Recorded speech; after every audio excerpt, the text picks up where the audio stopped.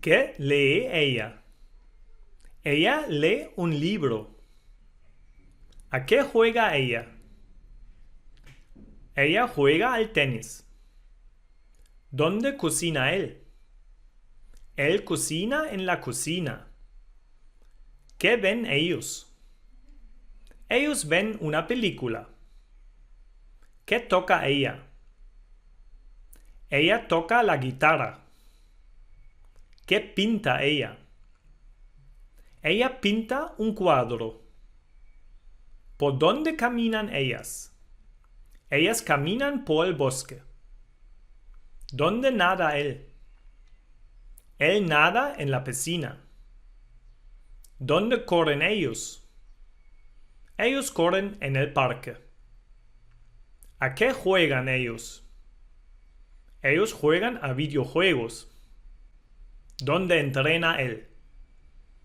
Él entrena en el gimnasio. ¿Qué hace ella? Ella hace yoga. ¿Qué montan ellos?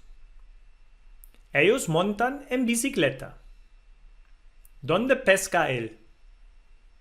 Él pesca en el río. ¿A qué juegan ellos? Ellos juegan al fútbol. ¿Dónde baila él? Él baila en casa. ¿Qué saca ella? Ella saca fotos. ¿Qué hace él? Él esquía.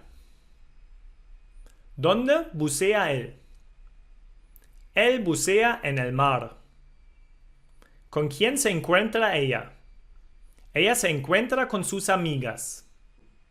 ¿Qué monta ella?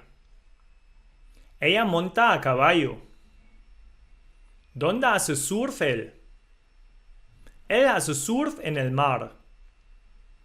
¿Qué les gusta hacer? Les gusta viajar.